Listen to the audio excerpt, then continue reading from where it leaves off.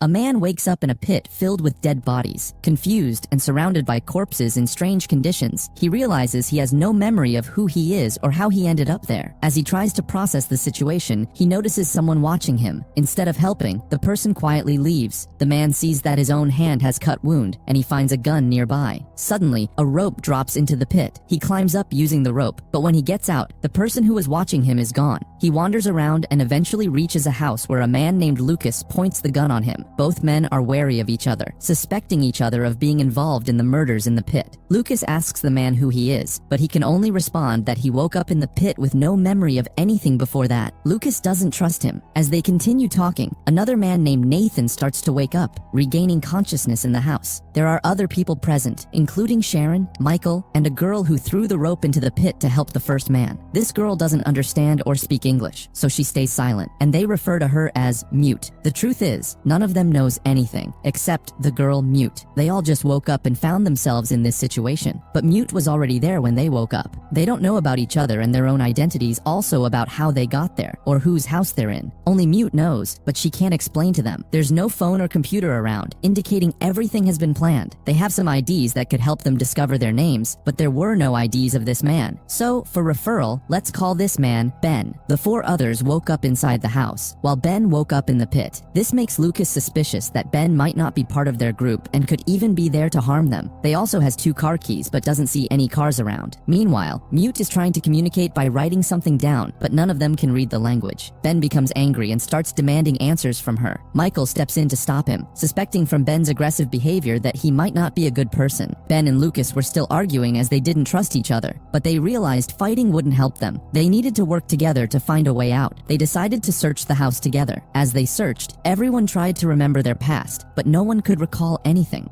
Mute tried to communicate with Lucas by pointing to a mark on her hand, but they couldn't understand her. They noticed that both had the same mark on their hands. There was plenty of food and supplies in the house, so they wouldn't go hungry. They also found a calendar with a date marked on the 18th, which was the day after tomorrow, indicating that something significant was going to happen soon. There were also many guns and ammunition in the house, which Michael seemed particularly skilled with. Even though he couldn't remember who he was, he might have been a policeman, as his muscle memory still worked. After taking a bath, Ben noticed Mute going into the jungle alone. He, Lucas, and Sharon decided to follow her. As they walked, they saw some glowing stars in the sky, confirming that they were far from any city. Ben began having flashbacks of dragging a woman with a scorpion tattoo on her body. As they continued deeper into the jungle, they suddenly stumbled upon 2 dead bodies, each tightly tied to a tree. Someone was clearly behind all of this. Meanwhile, Nathan discovered he could read Latin, French, and Italian. Michael pointed out that while their brains weren't functioning properly, their bodies and instincts still remembered everything. He suggested the house might belong to Nathan, as all the books there matched his interests. While exploring the jungle, Ben, Lucas, and Sharon stumbled upon a small town where they saw a Mute feeding a woman. She looked scared and unwell. As soon as she noticed them, she hid in fear and accused Mute of using her. They were all shocked, and when she tried to approach Sharon, Ben knocked her out, making her unconscious. They also noticed a camera nearby, indicating someone was watching their every move. Realizing they needed to find a control center to get more answers, they decided to return to the house. Back at the house, Nathan tells Ben he knows many languages and suggested he might know about Ben. Ben had several keys he found earlier, and he was trying to open a locked door with them. When the door wouldn't open, Ben decided to break it down, but it was too heavy and sturdy to break. Nathan suggested they leave it for now and get some rest, assuring him the door would still be there in the morning. The next morning, Michael was fighting with everyone because they did not take him with them in the jungle, and this time also they are not taking him. He says that they will need him because his aim is the best, which he has proved, but Lucas says to stay here quietly and take care of the house, because if there is any danger on Mute, they may not be able to find out about their situation. Saying this, they left for the jungle, and Michael was completely frustrated. They find another dead body in the jungle, on which they moved forward without paying much attention. Here Michael is talking to Mute, which she didn't understand. He hears a scream and locks Mute in the house and leaves. There he meets a man who was badly trapped in fencing. Michael tries to save him, then he stabs him in the neck, and after that he was asking for help. There they all got 2 cars, one of which has less fuel and the other one has no battery, but they will make it work. Here we see that Lucas is getting sick, about which he is not telling the rest. Now they get a group photo in a car in which they were all present except for Ben. Lucas's words prove that Ben is not a part of their group, but Ben says that who knows if I took this photo. When they were going back then, Mute came there and took them to Michael, who was counting his last breath. Sharon tries to save him completely, but it doesn't help. He dies in front of them. Then that man started screaming and Ben directly shot him. He was getting those flashbacks again in which he is dragging a girl. They were all very saddened by Michael's death. Now their one companion is not alive.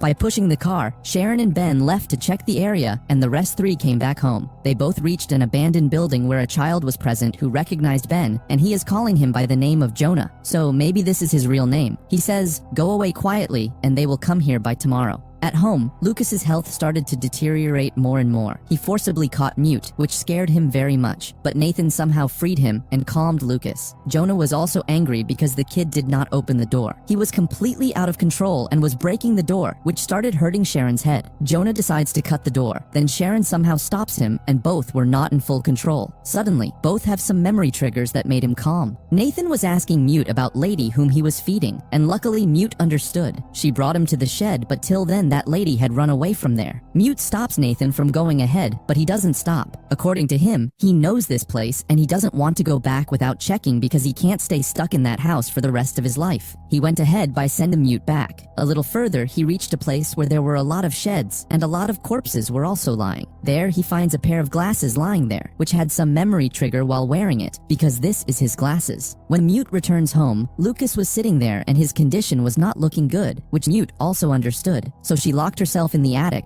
and now she will not come out until they come back. Door did not open, so Lucas goes downstairs where he found a secret door which brought him down to the basement. It was a lab and also a control center. That is, the camera that was looking at that woman is monitored from here, and it is still monitoring them, but many of the subjects are missing. Maybe an evil experiment is going on here, and that lady was the subject of the experiment, and who knows, the dead body in that pit may also be the result of this experiment. Here, Nathan found that lady who was crying for her daughter because she is not alive now. Nathan tells her that we just wanted to help, but she immediately jumped on him, so Nathan locked her and left. But it will not be of any use because there are already many subjects freed by that woman and are now chasing towards him. After checking the camera footage here, Lucas finds out that Jonah is behind these experiments. He did these deadly experiments, and Lucas himself is his subject along with Mute. That's why there was same mark on the hands of both of them. That means he was absolutely right. Now he will not spare him. There was a virus test going on here which makes humans very aggressive, which we will call rage virus. We saw this in that woman, in that man stuck in the fence, and now it is happening to Lucas. As Jonah and Sharon were driving back home, a tree suddenly fell in front of their car, forcing them to stop. After getting out and walking a bit further, they spotted some people in the jungle chopping wood. Despite Sharon's warning, Jonah called out to them, which caused the group to rush towards them with axes. They were also infected. Jonah and Sharon ran back to their car, but it wouldn't start because of battery. Jonah tried to push the car, but the infected people got very close. Just when it seemed like Jonah's life was in danger, the infected stopped suddenly because they saw two dead bodies hanging nearby, possibly due to the smell of these dead bodies. The bodies acted like scarecrows, keeping the infected away.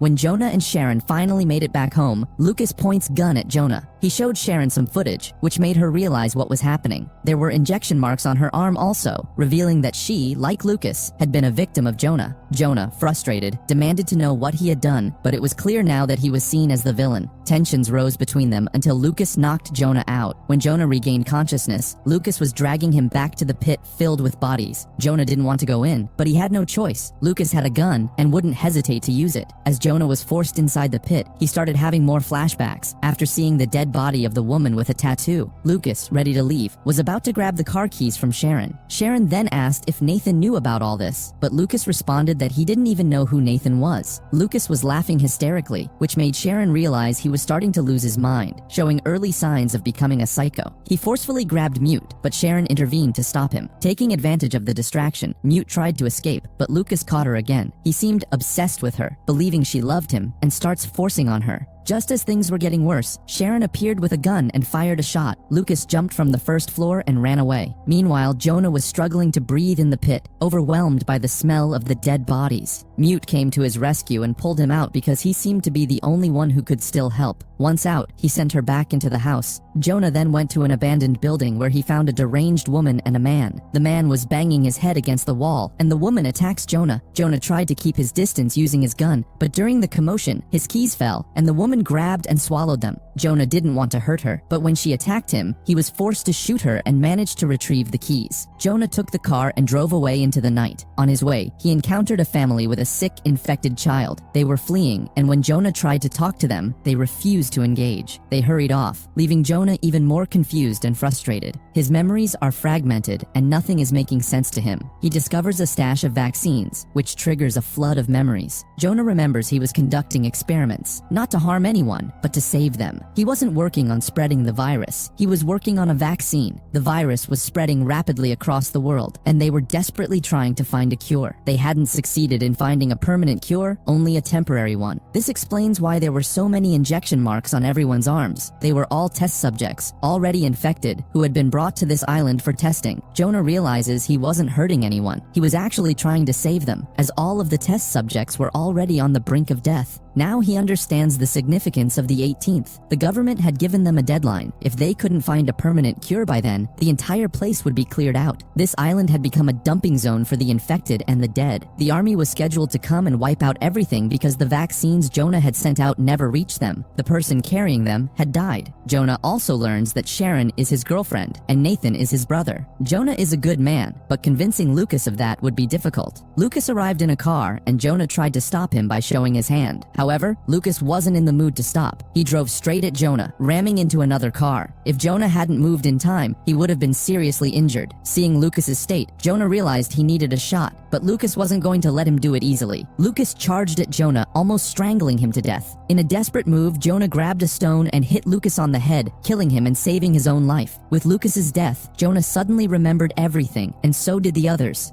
Lucas had been his only patient who showed signs of recovery, but now he was gone. Michael was Jonah's bodyguard, and together they had been working to treat the subjects, and things were going well for a time. However, Nathan made a mistake that led to an attack by a subject, the girl with the tattoo. Jonah had killed her in self-defense, but the incident caused a rift between him and Nathan. Afterward, Jonah had thrown the girl's body into the pit, and everyone else returned to the house. Jonah discovered that the infected had escaped and learned that the man carrying the vaccine had been attacked. Realizing the urgency, Jonah ordered Michael to gather everyone at the house and bring the vaccine. Jonah needed to return quickly, but before he could, an infected person attacked him and bit his hand, causing him to fall into the pit. Unable to escape, Jonah injected himself with the vaccine. This vaccine affected his memory, which explains why he forgot everything after that incident. As Jonah's memories returned, Nathan also made his way back to the house, where Sharon was already waiting. However, a large group of infected broke in. Surprisingly, the infected were no longer afraid of the dead bodies scattered around. Nathan and Sharon ran out of bullets, and in desperation, Sharon wrote a note to Jonah, fearing they wouldn't survive. Jonah, running towards them, arrived just in time as the infected closed in. Suddenly, gunfire erupted, killing all the infected. It was the military who had arrived to clean the area. Nathan, thinking they were a rescue team, stepped out in relief, but the soldiers shot him down too. They weren't there to save anyone. They were there to eliminate everyone, infected or not, as part of the containment plan. Seeing this, Mute and Sharon hide in fear. Jonah arrived just in time to see his brother, Nathan, killed. Hiding from the soldiers, Jonah and Sharon tried to escape, while Mute hid alone. As Jonah and Sharon were running, they suddenly stopped. Sharon had been stabbed by the same infected woman who had attacked earlier. The woman turned to attack Jonah. He shot her before she could strike. Sharon was bleeding heavily, and with no real help available, only the threat of more bullets from the military, Jonah decided to take her back to the pit, hoping the military wouldn't pay attention to them there. He gave Sharon an injection to make her unconscious, so she could pretend to be dead. Before losing consciousness, Sharon handed Jonah the note she had written earlier, telling him to read it carefully. The story comes full circle. When they wake up, their memories will be wiped, and they will have to piece everything together again. Both Jonah and Sharon pass out. Later, the military arrives with the body of the child who had tried to warn Jonah earlier, confirming that no one has escaped. With their mission complete, the soldiers leave. After a while, Jonah wakes up in the pit, disoriented and confused, just like before. By this time, Sharon is already dead. Jonah finds a gun again, but he doesn't focus on the note Sharon gave him, meaning he will likely repeat the same cycle. The note holds some crucial information, but its contents remain a mystery for now. As Jonah shouts for help, Mute arrives and saves him again. It turns out Mute holds a secret. She is immune to the virus. The vaccine they were working on was made from her blood. If she is lost, humanity's last hope for a cure disappears. She leads Jonah to a place that looks like a true open grave, with thousands of dead bodies scattered around, showing how little value life has in this place. This site is a dumping ground, and for now, the whole world is like an open grave. The movie ends with open ending. Thank you for watching. Please like and subscribe for more.